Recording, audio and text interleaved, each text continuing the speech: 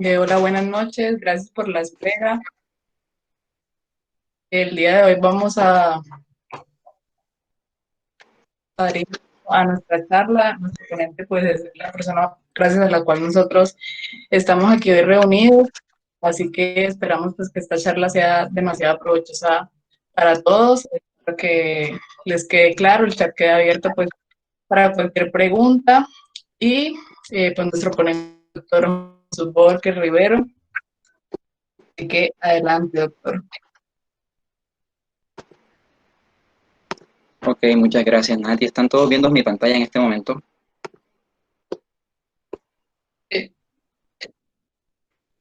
Ok, buenas noches. Bienvenidos sean todos los colegas, la comunidad académica, que incluye estudiantes, internos, médicos, residentes, especialistas. Sean todos bienvenidos. Entiendo que pues hoy es viernes y que quizás algunos ya tenían compromisos. Sin embargo, también extiendo un cordial saludo a las personas que se van a empezar a ver o que verán este video en diferido. Espero que pueda ser muy provechoso para todos. Bueno, primero darle gracias a Dios por la oportunidad de poder compartir este espacio con ustedes. El tema que abordaremos hoy, valga la redundancia será abordaje y tratamiento del choque en este evento titulado Tópicos Esenciales. Los que ya han revisado el tema de choque en algún momento de sus carreras entenderán que es un tema extenso, que de cada tipo de choque pudiéramos hacer una presentación aparte, o inclusive de cada blanco de tratamiento pudiera salir una ponencia. Entonces, el objetivo de mi charla es que pues ustedes aprendan o conozcan los puntos clave o las herramientas para enfocar de manera idónea al paciente con estado de choque o el paciente en estado de choque, que le brinden un abordaje idóneo a este paciente, partiendo de los conceptos básicos que van a facilitar su comprensión. ¿Listo? Entonces, aquí en la tabla de contenido va a constar de una introducción, una definición, conceptos básicos, epidemiología, fisiopatología, abordaje e interpretación del dinámico, conclusión y mensajes para la casa. Listo, iniciemos. ¿Qué es choque? Definamos choque. Una buena pregunta, ¿no? Bueno, comienzo diciendo que choque no es lo mismo que hipotensión. Si bien la hipotensión puede acompañar al choque, pero no es la definición idónea. A grandes rasgos pudiéramos decir que el choque es un desequilibrio entre el aporte y el consumo de oxígeno en los tejidos. Seamos más específicos. Les traigo tres definiciones. Definición 1. El choque constituye la expresión clínica de una insuficiencia circulatoria grave que se caracteriza por una inadecuada perfusión tisular, de no se rápidamente y progresa sin daño celular, la disfunción multiorgánica y la muerte del paciente. Definición 2. El choque es la expresión clínica de insuficiencia circulatoria que culmina en la utilización inadecuada del oxígeno celular. Definición 3. Esta es una definición de consenso. Ellos definieron el choque como una forma generalizada y potencialmente mortal de insuficiencia circulatoria aguda asociada con una utilización inadecuada del oxígeno por las células. El choque es, por tanto, un estado en el que la circulación no puede administrar el oxígeno suficiente para satisfacer las demandas de los tejidos, lo que produce disfoxia celular. Listo, ya conociendo la definición de choque, vamos a repasar estos conceptos básicos que nos van a facilitar su comprensión. Entendemos que necesitamos al sistema respiratorio porque necesitamos tomar ese oxígeno que está en el ambiente, llevarlo al alveolo, que del alveolo pase al capilar, el glóbulo rojo y sea transportado por el sistema cardiovascular. Necesitamos el oxígeno para todos los procesos metabólicos, es decir, nosotros necesitamos producir energía y necesitamos que esa energía sea producida eficientemente, ¿vale? Cuando carecemos de oxígeno o no tenemos el oxígeno suficiente, vamos a entrar en un estado de anaerobiosis, va a haber poca producción de moneda energética, de ATP, se frena el transporte de electrones y me aumentan los hidrogeniones. ¿Listo? Este es un concepto que tenemos que tener claro. concepto de aporte y consumo. ¿Qué es el aporte? El aporte es la cantidad de oxígeno que es transportada y llevada hasta los tejidos y ojalá sea utilizada. Se define como el producto del gasto cardíaco y del contenido arterial de oxígeno.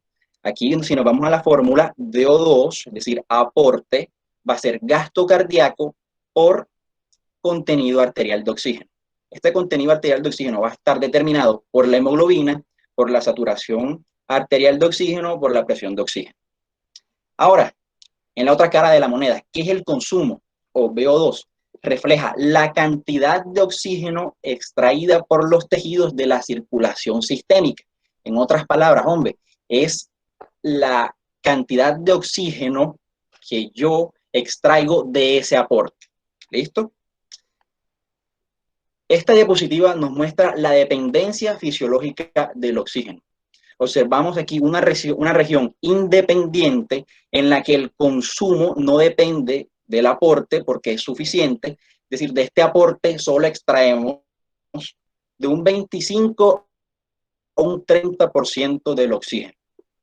Y tenemos una región dependiente que, como su nombre lo dice, el consumo va a depender del aporte de oxígeno.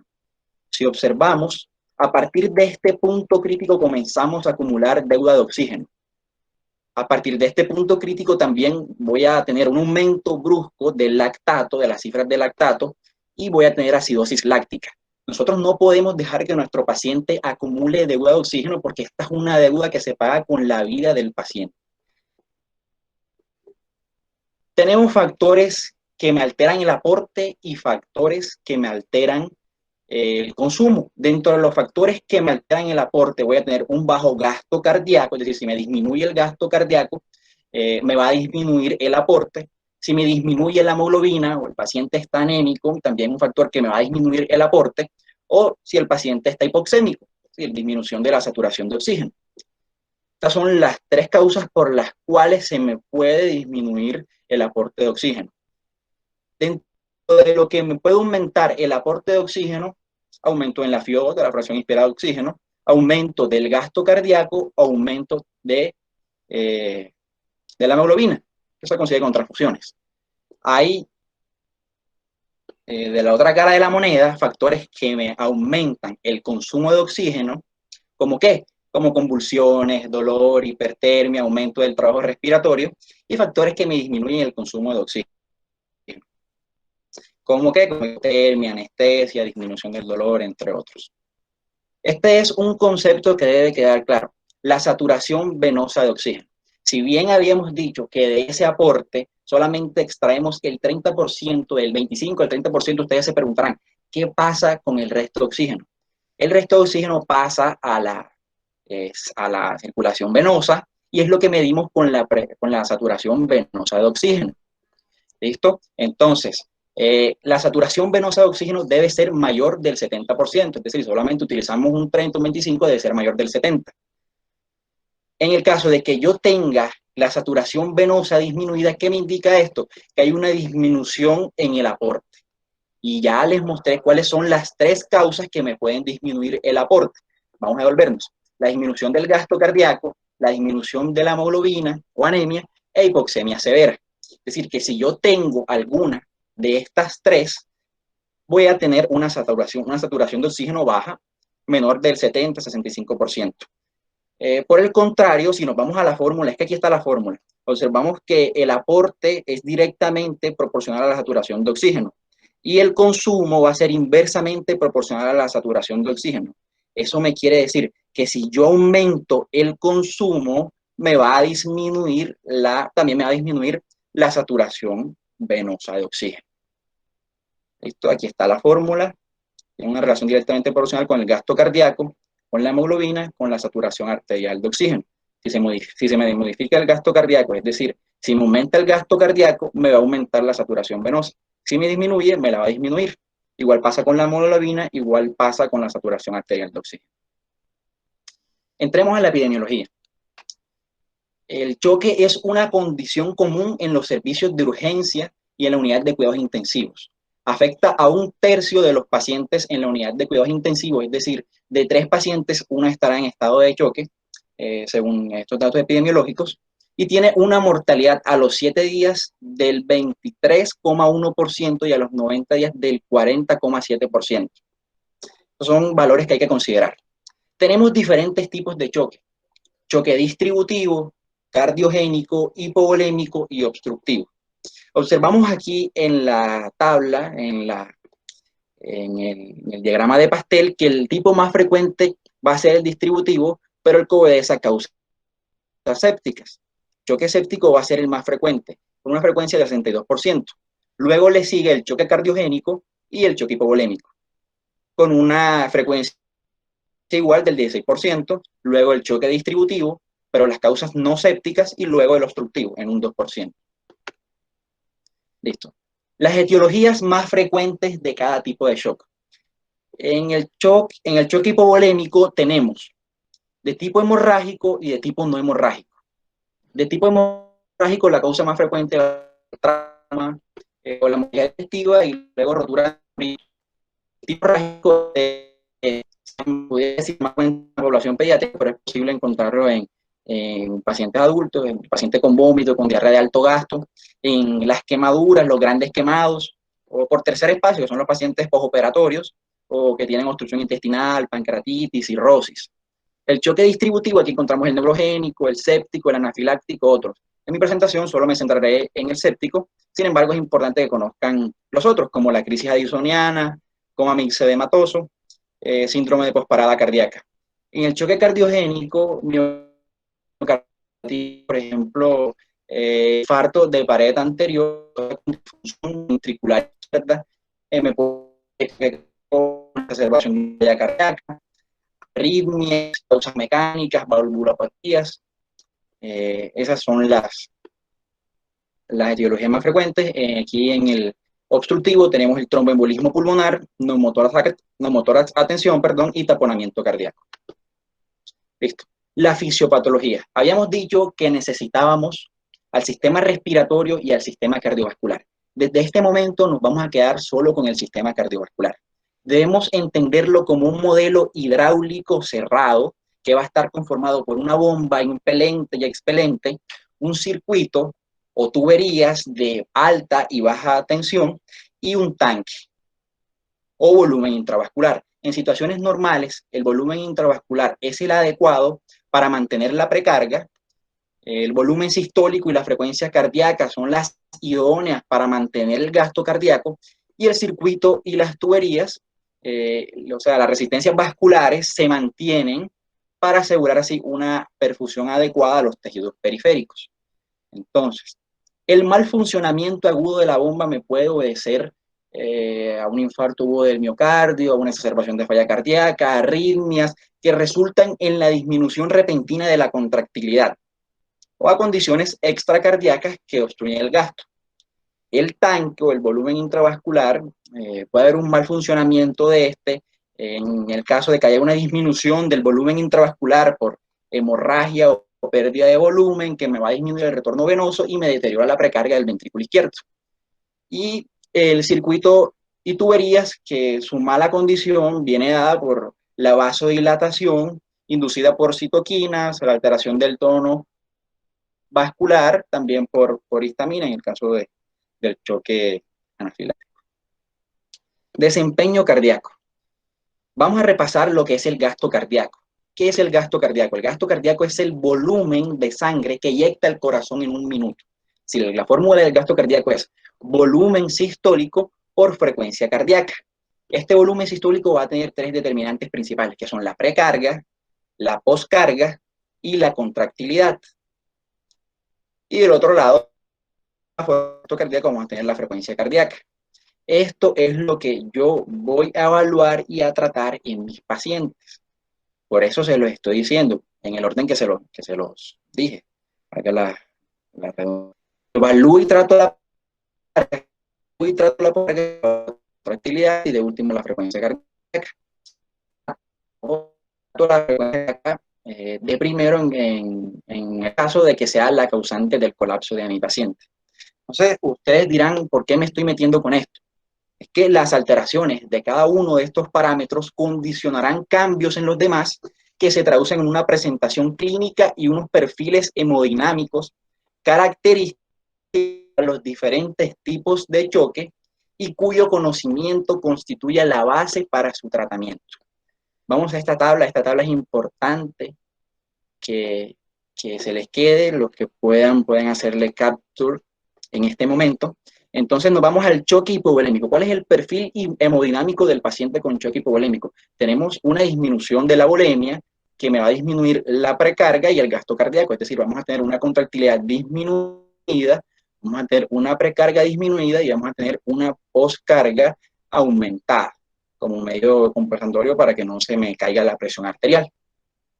En el choque cardiogénico, que también va a haber una alteración en la bomba, me va a disminuir la contractilidad, se me va a caer el gasto cardíaco, me va a aumentar la poscarga también como medio de compensación para que no se me caiga la presión y va a estar la precarga aumentada porque va a estar congestivo. Entonces eso me va a aumentar la precarga, voy a tener la sangre a nivel ventricular. Entonces, en el choque distributivo, ¿qué va a pasar? El problema no está ni en el circuito ni en la bomba. Perdón, el problema no está en la bomba ni en el tanque. El problema va a estar principalmente en el circuito. Y también vamos a tener la poscarga disminuida. Las resistencias vasculares y frescas están disminuidas y el tono vascular, pero la contractilidad aumentada, la precarga va a estar disminuida también. En el choque obstructivo también voy a tener la contractilidad disminuida, la poscarga va a estar aumentada y la precarga va a estar aumentada. Si nos vamos a la saturación venosa de oxígeno, vamos a tener una saturación mayor al 70%. ¿Por qué? Porque si observamos aquí en el choque hipovolémico, en el choque cardiogénico, en el choque obstructivo, vamos a tener un bajo gasto. Esa pudiera ser una razón. Otra razón pudiera tener un bajo gasto. Y si me baja el gasto, me baja la saturación venosa de oxígeno. Otra razón pudiera ser que como pierdo el tono vascular, es decir, ese fluido se va a ir para el circuito venoso, y si yo hago la saturación venosa de oxígeno, allá es donde va a estar y por eso me va a aparecer elevado. Entonces vamos a hacer un ejercicio en este momento para ver, quiero escucharlo. A ver si es captable. La idea es que les quede claro porque de esto depende el tratamiento posteriormente. Entonces, el paciente con choque cardiogénico, en el que la falla es la bomba, voy a tener un gasto cardíaco disminuido. ¿Cómo esperan ustedes encontrar la contractilidad? Nati, ¿pudieras colaborarme diciéndome quién levanta la mano, la palabra, porfa? Sí, dale, dale. Ok. ¿Cómo esperan encontrar la contractilidad de un paciente con choque cardiogénico?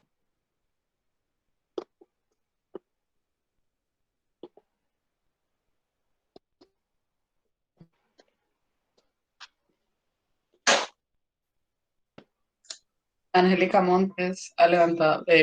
Angélica Montes, dale.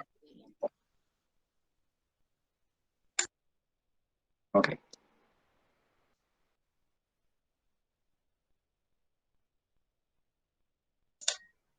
¿Estás ahí, Angélica? Contractilidad disminuida. Ok, la contractilidad claramente va a estar disminuida. ¿Cómo espero encontrar la poscarga?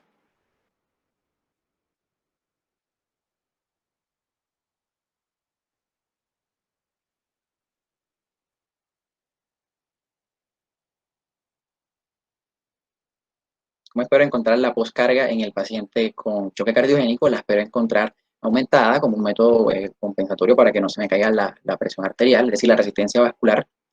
Y la precarga va a estar aumentada también porque el paciente está congestivo. Pasemos al choque hipovolémico, en el que tenemos una volemia disminuida, se me cae el gasto cardíaco. ¿Cómo esperamos encontrar la contractilidad? A ver, no todos a la vez.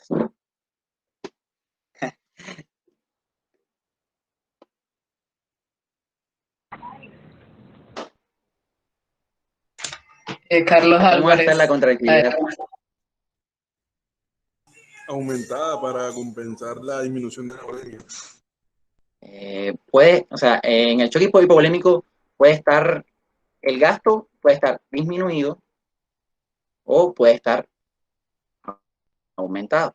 O sea, la contractilidad va a estar disminuida. Si a mí me disminuye la volemia, ¿qué va a pasar? Me va a tumbar el gasto. Me tumba el gasto es como pues, si me tumbara la contractilidad. Vamos a tomarlo así. ¿Vale? José, también Nuri levantó la mano. No sé si quieras decir algo, Nuri. Y Adelante, Nuri. Sí. No, yo iba a hablarte de que en el choque hipovolémico vamos a encontrar la poscarga aumentada, mientras que la precarga sí la vamos a encontrar reducida. Exactamente. ¿Por qué va a estar la precarga reducida? Porque me disminuye el retorno venoso. En el choque obstructivo, en el que tengo una obstrucción, ¿cómo voy a encontrar la contractilidad? José Gabriel levantó la mano. Adelante, José. No, yo iba a hacer una claridad en la anterior, que Ok, adelante pues en también. el anterior la contractilidad estaba disminuida porque si vamos a tener un gasto cardíaco disminuido, ya que aumenta como método de respuesta. Si no hay volemia, no va a haber un buen volumen de eyección. Por lo tanto, vamos a tener una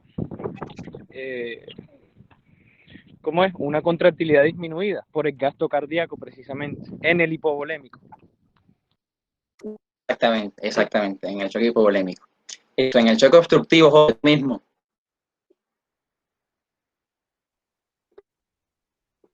Vamos a ver la contractilidad.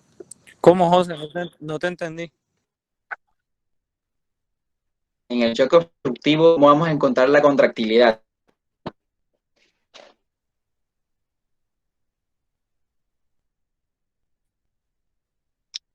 La contractilidad también va a estar disminuida, se me queda esto. La poscarga va a estar aumentada, también como método compensatorio, y la precarga va a estar aumentada, ¿vale? En el distributivo, en el que el problema es el circuito, tengo una resistencia vascular disminuida, pero recuerden que es el único en el que la contractilidad está aumentada, el gasto cardíaco está aumentado. Por ejemplo, en el caso del paciente escéptico, con un estado hiperdinámico, él me aumenta el gasto cardíaco.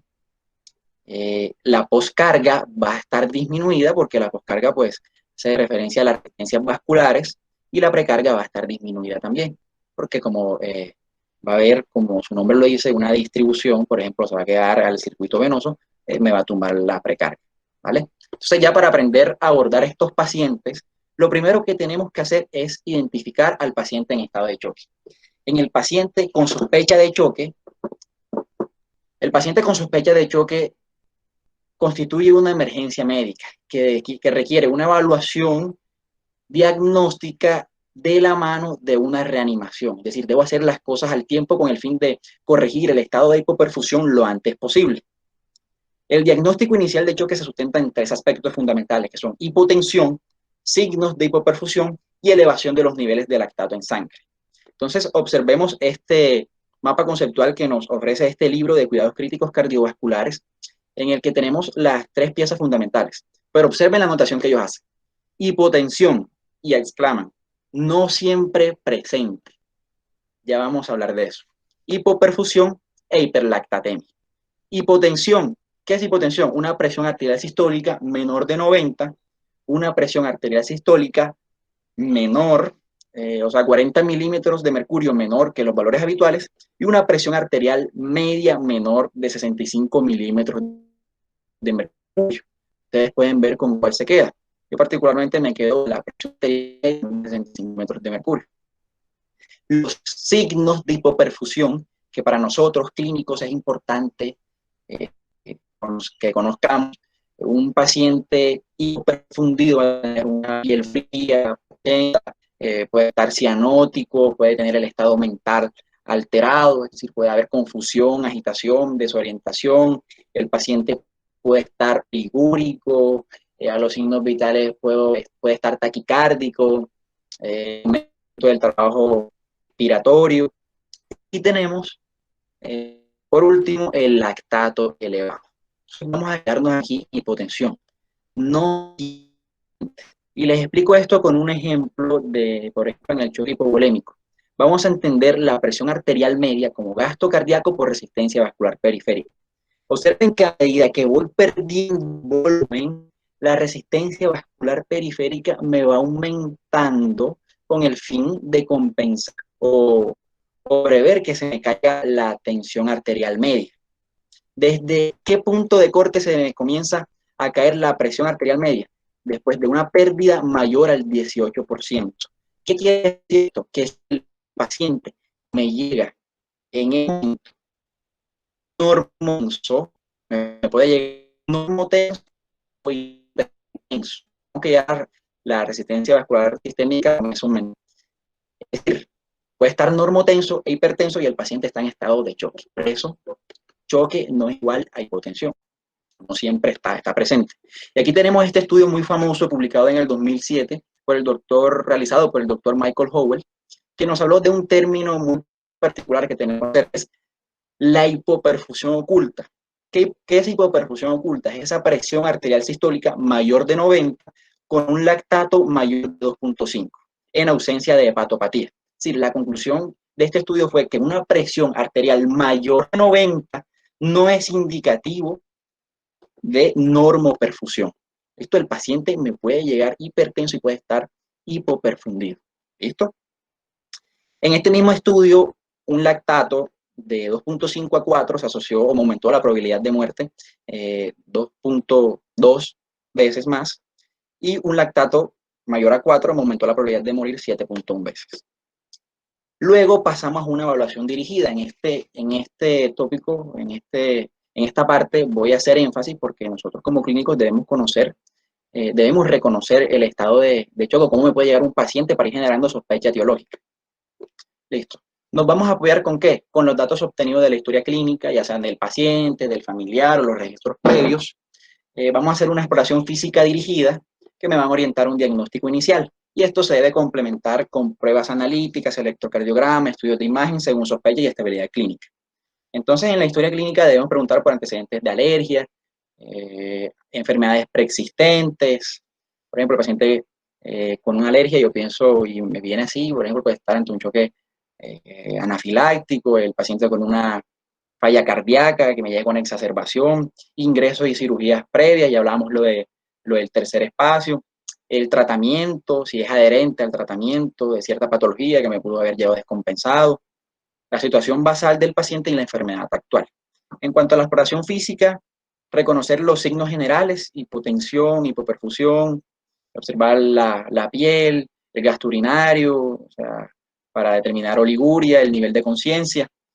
Signos orientativos, hipovolemia, por ejemplo, sequedad de la piel de las mucosas, hipotensión postural. En el caso de choque cardiogénico, disnea, dolor torácico, palpitaciones.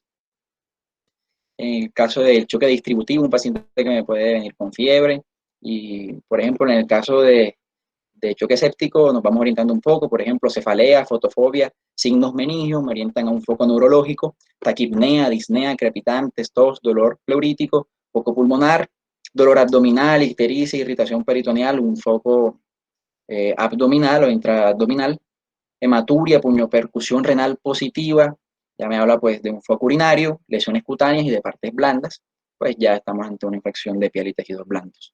Ya en las pruebas complementarias, la analítica que le vamos a realizar al paciente incluye hemograma, bioquímica, tiempos de coagulación, gasometría venosa con lactato, hasta disponer de arterial. Si hay sospecha infecciosa, hemocultivo, sedimento urinario, punción lumbar, gran de otras muestras como esputo, abscesos, heridas, vamos a hacer un electrocardiograma, pero nos vamos a ver también con pruebas de imagen como radiografía de tórax, ecografía abdominal, ecocardiograma. No vamos a mandar todo esto, sino dependiendo de lo que tenga mi paciente, yo le voy a mandar. También tenemos que ser racionales con eso, ¿vale?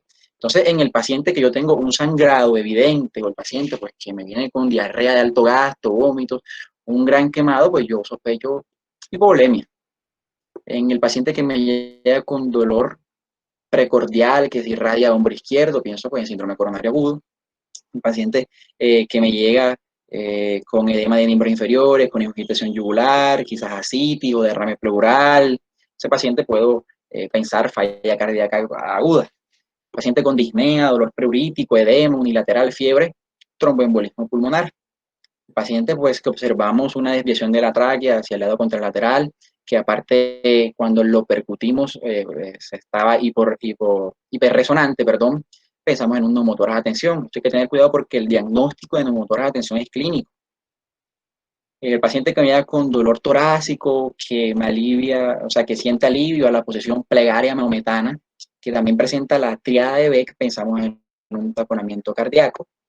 El paciente, pues, que observamos que tiene eritema en cuello, que tiene eritema en cara, angioedema, pensamos en anafilaxia, pues en el paciente séptico que lo detallé en la diapositiva anterior. Listo, y una vez ya con esto nosotros generamos sospecha etiológica y eso nos va a facilitar el enfoque.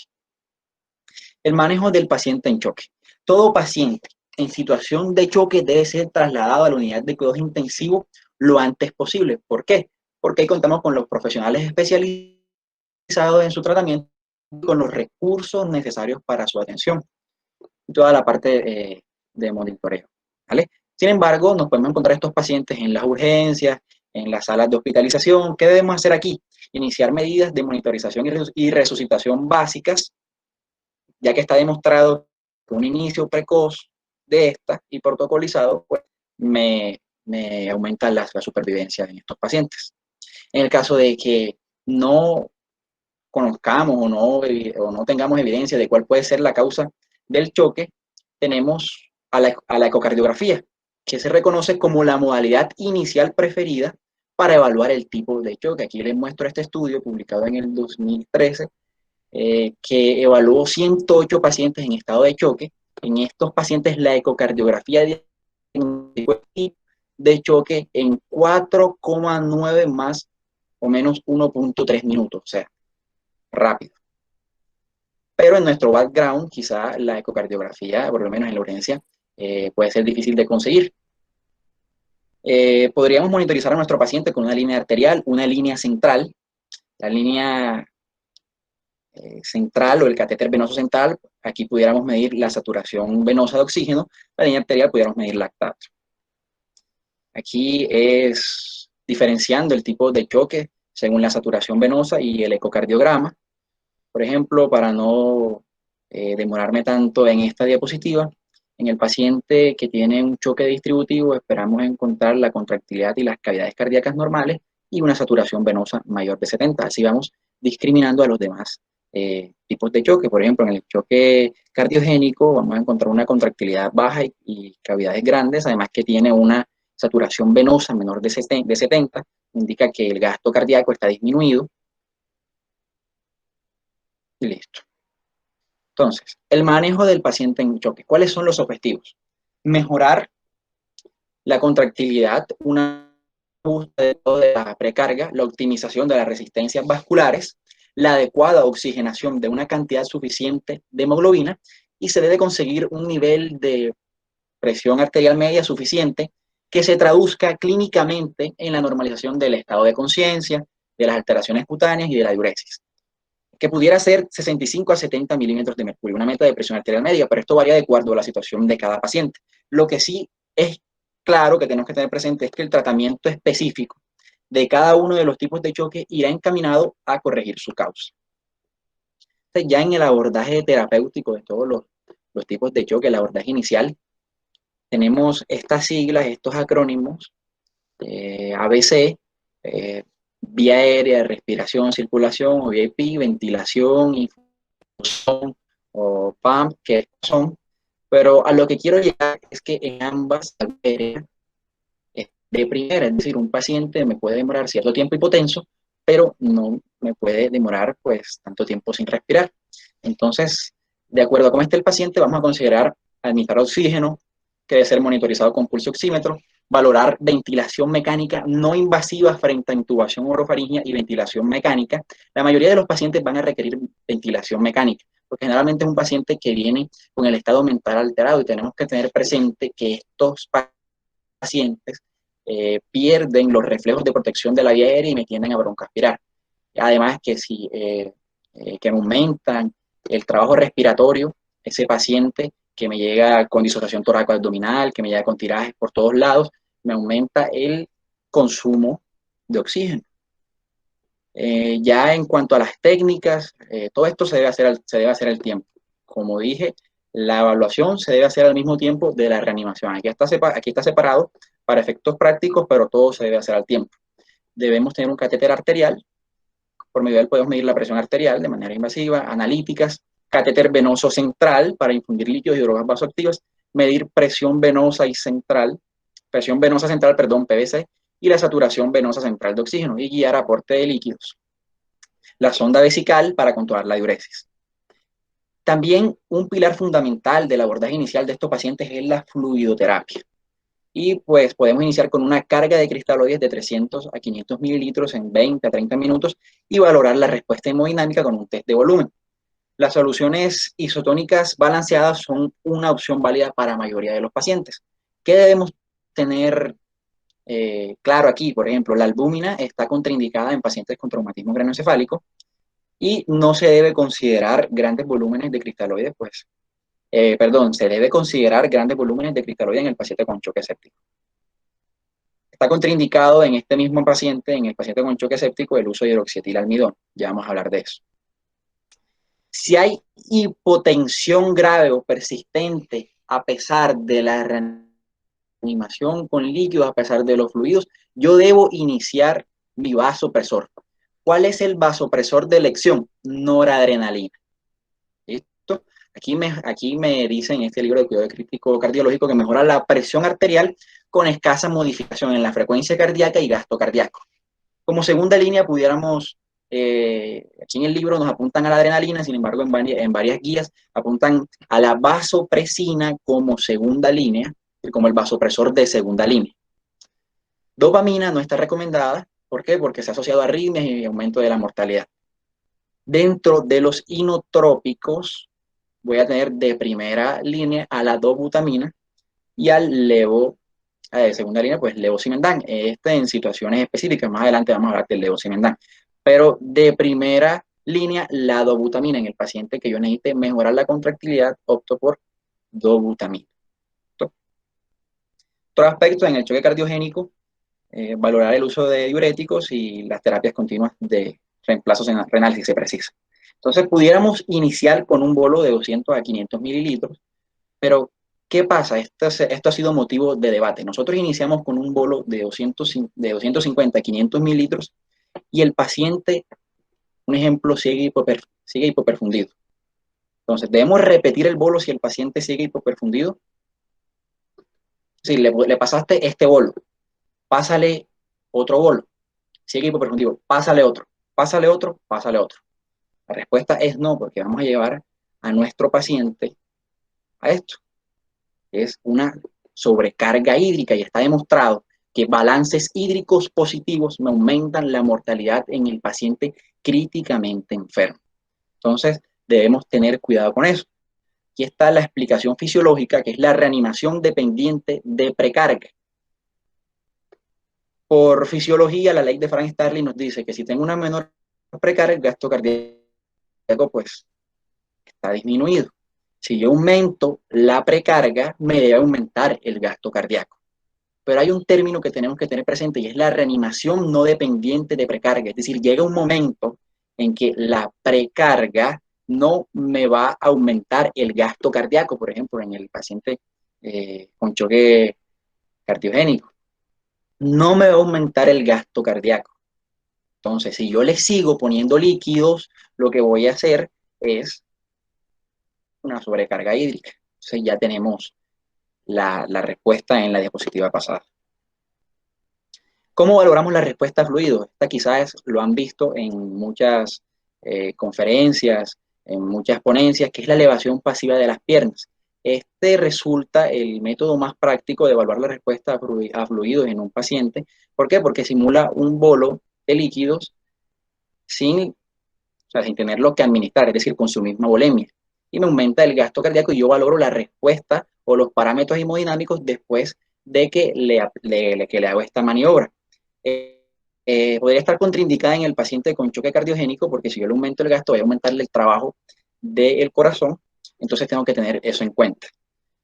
¿A qué quiero llegar? El paciente que no me respondió a fluidoterapia, es decir, no me salió del choque, el paciente sigue hipoperfundido, debo iniciar soporte vasoactivo. El inicio temprano de vasopresor se ha asociado con una disminución de la mortalidad. Y debo iniciar según el tipo de choque, no puedo iniciar el soporte, debo tener presente el tipo de choque para iniciar el soporte vasoactivo. Entonces, dependiendo del tipo de choque, yo voy a tener un objetivo. En el choque hipovolémico es aumentar la volemia. En el choque cardiogénico, aumentar el gasto cardíaco. En el choque distributivo, aumentar la resistencia vascular y rellenar el tanque. En el choque obstructivo, desobstruir el circuito. En el choque hipovolémico, ¿cómo aumento la volemia? Con líquidos y, en caso de ser necesario, vasopresores. En el choque cardiogénico, ¿cómo aumento el gasto cardíaco? Inotrópicos. ¿Cuál? Dobutamina. Claro que yo pudiera iniciar con noradrenalina para aumentar la tensión arterial y luego iniciar el soporte inotrópico con dopamina. Y distributivo, los vasopresores, primera línea, noradrenalina, obstructivo, tratar la obstrucción y, si es necesario, el soporte vasopresor. Tenemos la noradrenalina, observemos que tiene mayor efecto sobre la resistencia vascular sistémica y poco efecto sobre el gasto cardíaco. Y tenemos aquí la dobutamina, que es más para aumentar el gasto cardíaco, poco efecto en la resistencia vascular sistémica. Ya hablando específicamente del choque cardiogénico, sí, necesitamos estabilizar al paciente que llega al choque cardiogénico. Como los demás tipos, las medidas de actuación generales ya puestas, las que puse anteriormente. Pero muchas veces vemos al paciente en urgencia, con sus líquidos, con su aporte vasopresor, pero está ahí, o sea, ni siquiera lo han llevado a sala de hemodinamia. Y lo que tenemos que hacer es llevar a este paciente a cateterismo para que me desobstruyan la arteria que está tapada y así solucionar la causa. Como dije, se debe solucionar la causa ante todo. Y además, el choque cardiogénico es indicación 1A de llevar a un paciente a cateterismo. Entonces, eso debemos tener presente. Como ya lo dije, valorar la repercusión hemodinámica, en gasto cardíaco como en precarga. Entonces, esto se debe tener presente. Aquí tenemos esta clasificación que nos propone este libro de cuidado intensivo cardiológico. En el choque cardiogénico podemos tener en un paciente en prechoque, en este paciente pudiera un tópico. El paciente con choque leve, que no estoy de acuerdo porque ningún estado de choque es leve, pero este es el paciente que tiene aumento de la frecuencia cardíaca, que tiene disminución de la presión arterial, que tiene un estado mental normal, que tiene oliguria. Este paciente pudiéramos iniciar vasopresor o inotrópicos. El paciente en choque profundo es ese paciente que está oligoanúrico, o sea, que tiene una oligoanuria severa, que aumentó el lactato, que ya me comienza a hacer falla hepática, que está con el estado mental alterado. En ese paciente, pues, ya está con múltiples inotrópicos, múltiples vasopresores, y por último el choque refractario, que es donde no me responde a ninguna de estas terapias. En estos pacientes lo que yo tengo que hacer o pudiera optar es por el soporte mecánico. El soporte mecánico son dispositivos de asistencia ventricular, como el balón de contrapulsación aórtica, el Impella, el Tandem Hair, el ECMO, pero el ECMO venoarterial, no el veno-venoso que se utiliza como soporte respiratorio, por ejemplo, en los pacientes COVID, y hay otro que es el ELEVAT. Estos son dispositivos de asistencia ventricular izquierda, que lo conozco más o menos, y si quieren profundizar en el tema.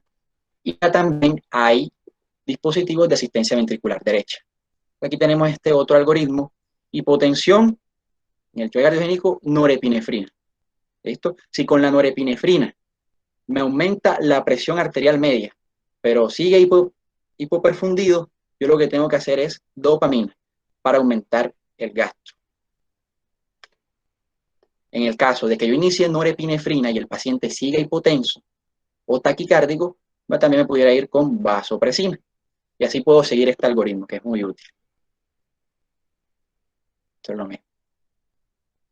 Aquí, nuevamente, noradrenalina como primera elección a dosis máxima para aumento de la presión arterial.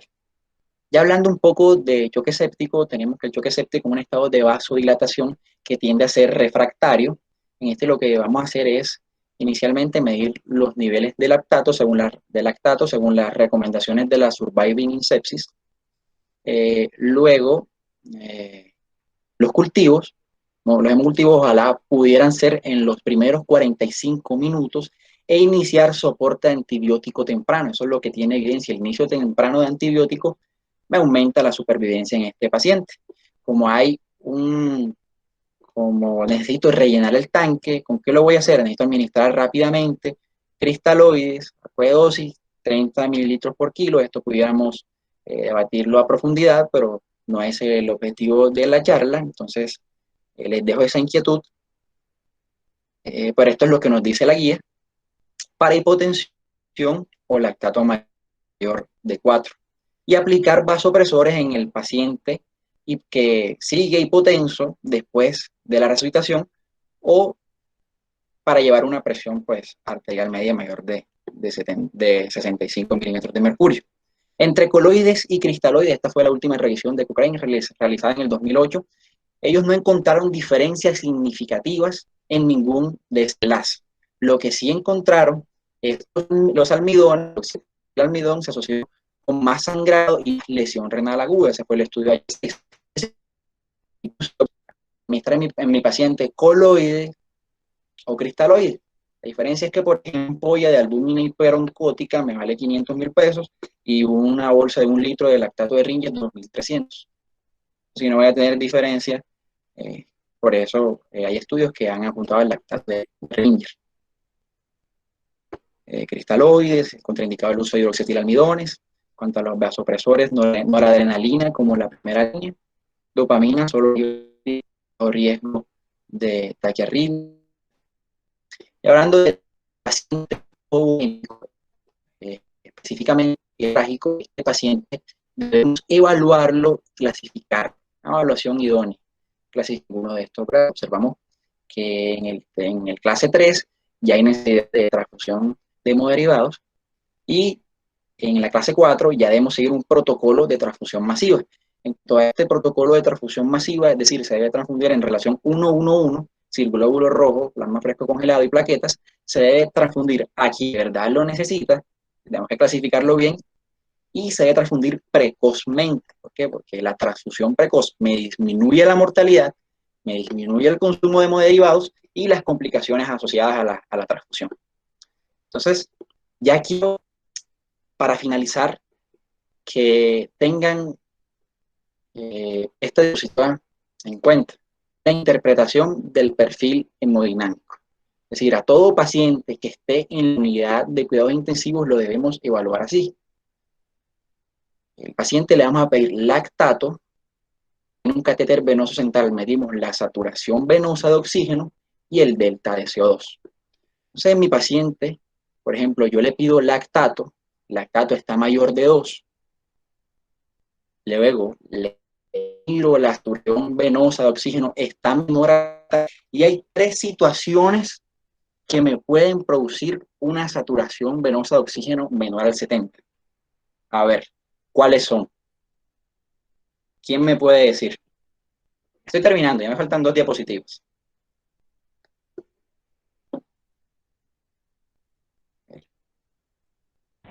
José, ¿me repites la pregunta?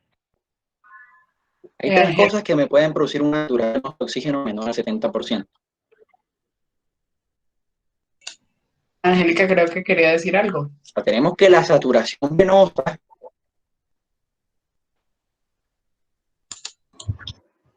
Yo tengo entendido que dijiste que era disminución del gasto cardíaco, disminución de la hemoglobina y situaciones que te lleven a... Exactamente. En el chat también Exactamente. Gracias, doctora Angélica, por su aporte. José, en el chat también dicen Nauro, lo mismo, ¿Qué dicen? bajo gasto, anemia, hipoxia, Nauro y Nuri.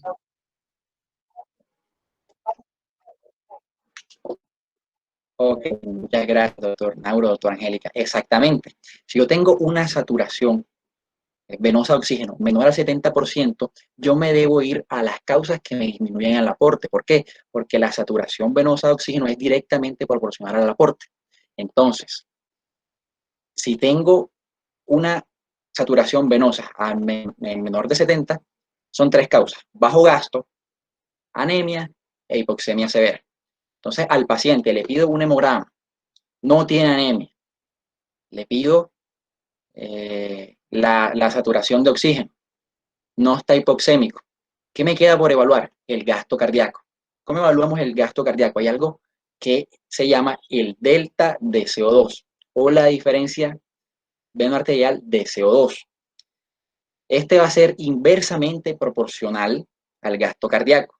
Es decir, si en este paciente yo tengo un delta de CO2 mayor de 6, voy a tener un bajo gasto cardíaco. Y eso va a ser lo que me está dando, o sea, hay que corregir. Entonces, en este paciente, ¿cómo le aumento el gasto? Entonces, en que tiene un gasto cardíaco, que tiene un delta menor a 6, tiene un alto gasto, que no tiene hipoxemia, y además de no tener hipoxemia, ese paciente tiene un alto gasto, no tiene hipoxemia y tiene anemia. El paciente, o sea, aquí vamos a encasillar al paciente que tiene anemia. El paciente que tiene una disminución de la saturación venosa de oxígeno y que tiene una disminución del delta de CO2. Aquí encasillamos al paciente con anemia. El paciente que tiene alto gasto pero tiene disoxia. Por ejemplo, en un paciente anémico, ¿cómo espero encontrar la frecuencia cardíaca? Aumentada. ¿Qué? O sea, aumenta como método compensatorio, entonces tiene un alto gasto. Pero está disóxico porque no está la hemoglobina adecuada. ¿Listo? José, ¿me estás escuchando? Sí. Que en el chat escriben que si puedes repetir, por favor, la parte del delta de CO2 que te recortó y no te entendieron.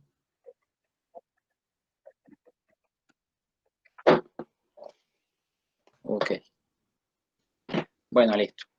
Tenemos nuestro paciente en la unidad de cuidados intensivos. Le pedimos un lactato. El lactato está mayor de 2. Le pido, o si el paciente tiene un catéter venoso central, ojo, debe tener un catéter venoso central, que es el que tiene correlación clínica, y ahí miro la saturación venosa de oxígeno, tiene una saturación venosa menor de 70. Si el paciente tiene una saturación venosa menor de 70, yo tengo que irme a las 3 causas que me disminuyen la saturación venosa, que son un bajo gasto, anemia o hipoxemia severa. Entonces, además, ¿cómo puedo medir el gasto? Con el delta de CO2. El delta de CO2 va a ser inversamente proporcional al gasto cardíaco. ¿Listo? Entonces, le hacemos a ese paciente el delta de CO2. Miramos, el paciente, si tiene un gasto, un delta de CO2 menor a 6, el paciente tiene un gasto cardíaco. Además, en la saturación venosa, en la saturación arterial no está hipoxémico, ¿qué me queda? La anemia. Y miro en el hemograma y el paciente está anémico. ¿Cómo corrijo?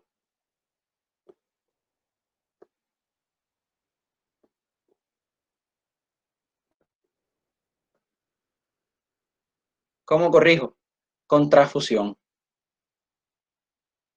¿Cómo corrijo el bajo gasto?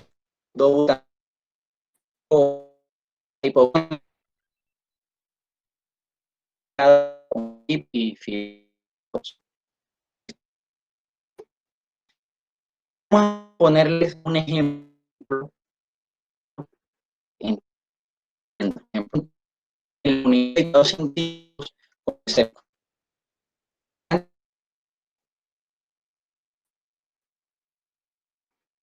se están recortando. Sí, se te están recortando bastante. No sé si es tu señal o...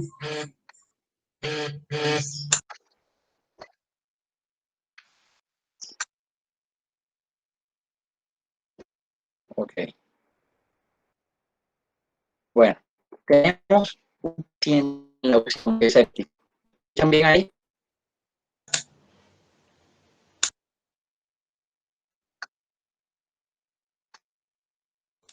Todavía se Sí. escucha, todavía se escucha raro.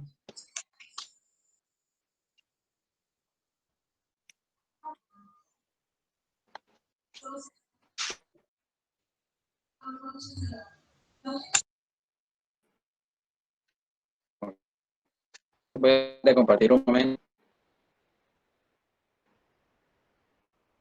Compartir un momento.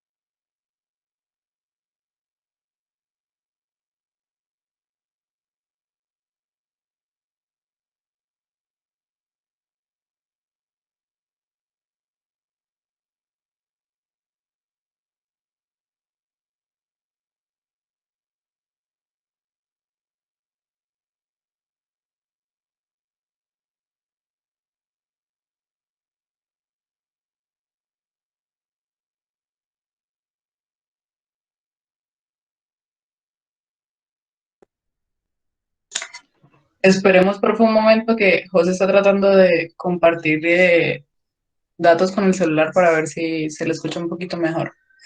No se salgan, por favor. Ya él va a terminar.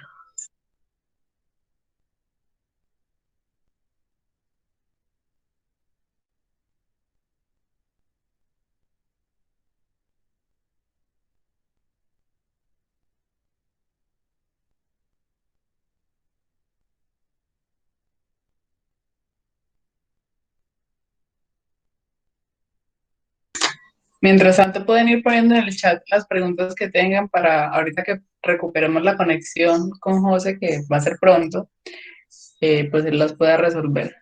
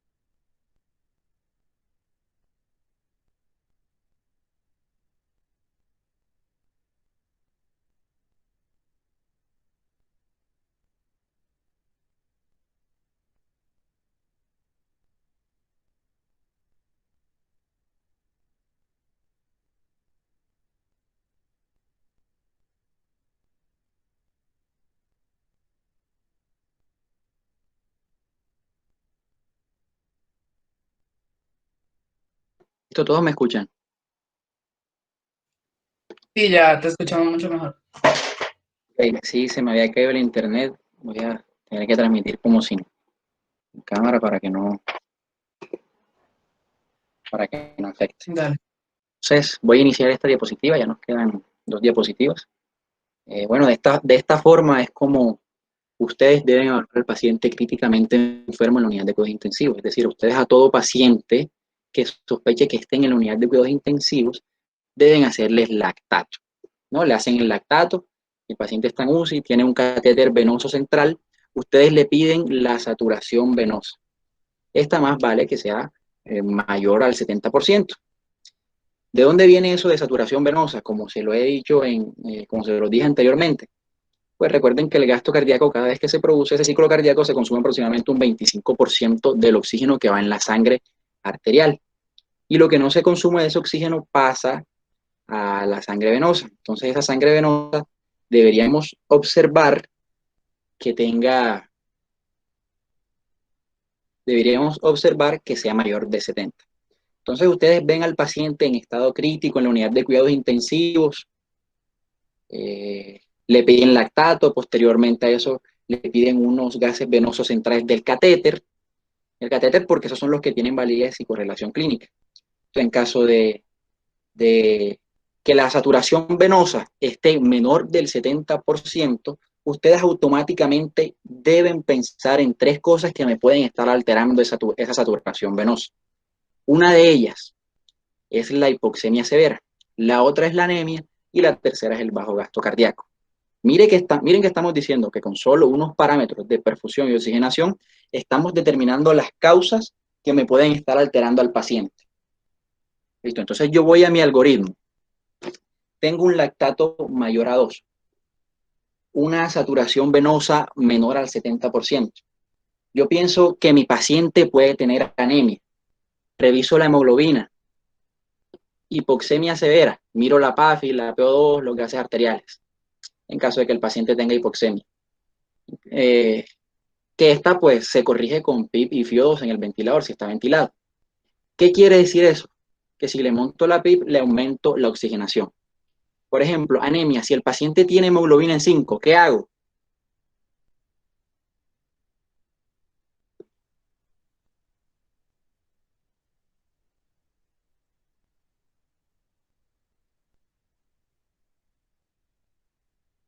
Transfusión. Y se corrige. Si el paciente tiene bajo gasto cardíaco, ¿qué hago? ¿Cómo se mejora la contractilidad? Con inotrópicos. ¿Cuál? Dobutamina. ¿Sí me hice entender? Tengo el paciente de choque en la UCI, yo le enfoco parámetros clínicos, parámetros hemodinámicos, parámetros bioquímicos. Yo le mido el lactato está mayor a 2. Una vez hago eso, esto me dice o me confirma pues que el paciente está en un estado de choque. Si tengo catéter, le mido la saturación venosa, está menor a 70. ¿Cuáles son las 3 causas que me causan una saturación venosa menor a 70 y cómo se mejora? Hipoxemia, PIP y después FIO2, anemia, si el valor de hemoglobina está muy bajo, transfusión, y la tercera causa, el bajo gasto cardíaco que se mejora con dobutamina.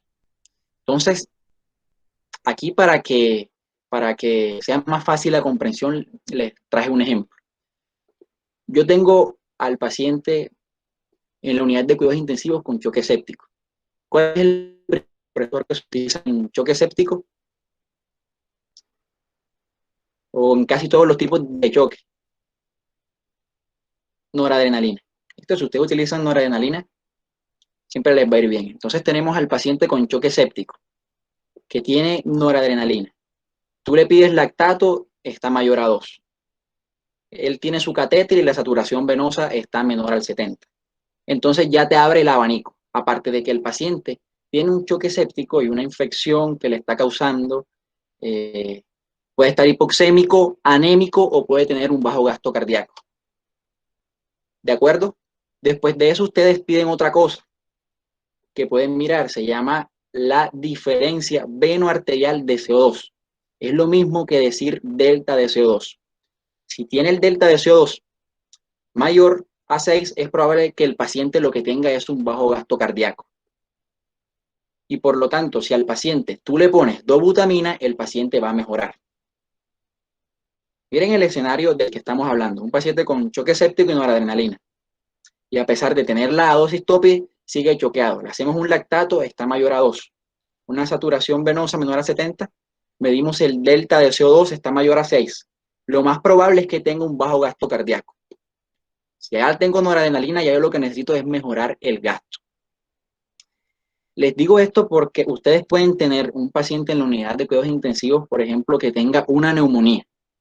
Y resulta que ese paciente hace unos años tuvo un infarto agudo al miocardio. Quedó con una fracción de eyección de 20-25%.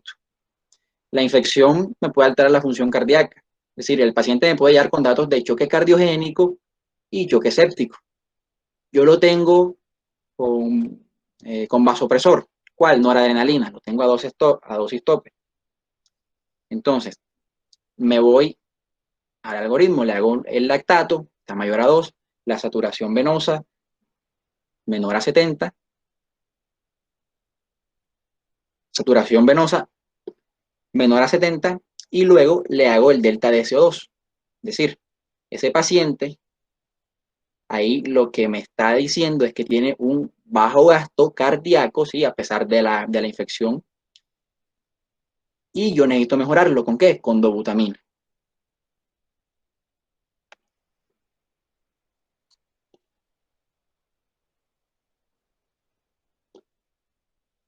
Listo, tengo un paciente, este es un ejercicio, vamos a realizarlo. Tengo un paciente en la unidad de cuidados intensivos.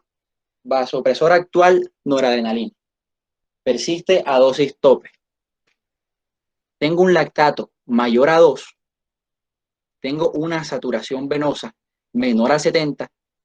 Descarto anemia, descarto hipoxemia, y el paciente tiene un delta de CO2 mayor a 6, es decir, tiene un bajo gasto. ¿Cómo mejoro el gasto cardíaco?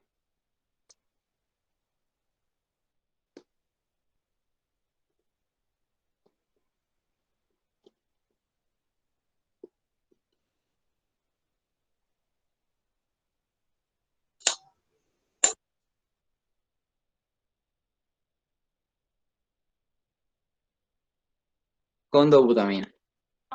Dobutamina. Dobutamina. Exactamente, con dobutamina. En el caso, bueno, ustedes me preguntarán, hemos tocado el milrinone, no hemos tocado el levosimendan. Bueno, estos fármacos se reservan específicamente para diferentes escenarios. Por ejemplo, el milrinone en el paciente que tiene disfunción de ventrículo derecho, de hipertensión pulmonar, es donde tiene más evidencia. En estos pacientes, quizá mejor utilicemos milrinone. El levosimendan también tiene, por ejemplo, evidencia en algunas condiciones, como choque cardiogénico con compromiso renal, o paciente que recibía beta-bloqueadores, porque dice que aumenta el gasto cardíaco sin aumentar el consumo miocárdico de oxígeno. ¿Listo? Ok. Último ejercicio. Paciente en la unidad de cuidados intensivos con choque séptico de foco urinario. Ese paciente que le dolía orinar, que fue a la urgencia, que desafortunadamente lo mandaron para su casa sin soporte antibiótico, me llega en estado de choque, ingresa a la unidad de cuidados intensivos, ahí le montan el soporte antibiótico, le hacemos nuestro esquema, lactato está mayor de 2, una saturación venosa mayor del 70 y un delta de CO2 mayor a 6. ¿Qué nos dice esto? ¿Qué nos dice esto? A ver, vamos a escalonarlo. ¿Cuál es el vasopresor? O sea, hay un alto gasto. Yo no puedo ponerle dobutamina, no puedo ponerle inotrópico. Este es el escenario de la sepsis. Tengo que pasar al vasopresor de segunda línea. ¿Que cuál va a ser? Vasopresina. ¿Listo? O sea, así más o menos podemos jugar con este algoritmo. Yo les voy a pasar el artículo en el correo que les mande para que puedan leerlo bien y puedan interpretarlo. Fueron ejemplos que quise traer para que vean cómo lo pueden hacer. Sí, esta es la imagen eh, muy relevante, muy relevante. Quiero que la entiendan así, que la tengan clara, que por ejemplo todos los pacientes que tengan vasopresores, ustedes le apliquen este esquema, y aquí es la forma de cómo se debe hacer. ¿Listo? Entonces ustedes hacen esto a todos los pacientes de la UCI, y Dios permita que les vaya bien. Es la forma más práctica de saber si tengo algo diferente a la causa del choque. Por ejemplo, en el choque séptico, algo diferente a la infección que me pueda estar descompensando a mi paciente. Y es la forma también más práctica de tener cómo puedo monitorizar lo que estoy haciendo en mi paciente. Entonces los invito a que tengan esta imagen en cuenta y que hagan siempre ese mismo ejercicio. Entonces, para llevar a casa, podemos decir que normopresión no es igual a normoperfusión. Es decir, yo puedo tener al paciente con una presión normal y el paciente puede estar hipoperfundido. y que las medidas diagnósticas se deben realizar al mismo tiempo que las medidas de reanimación. Pudiéramos mejorar la precarga con cristaloides hemoderivados, la poscarga con vasoactivos, la contractilidad con inotrópicos, la frecuencia cardíaca con terapia eléctrica. Y termino diciendo que un paciente es más que bomba, circuito y tanque. Tener que ver al paciente individualizarlo. Muchas gracias.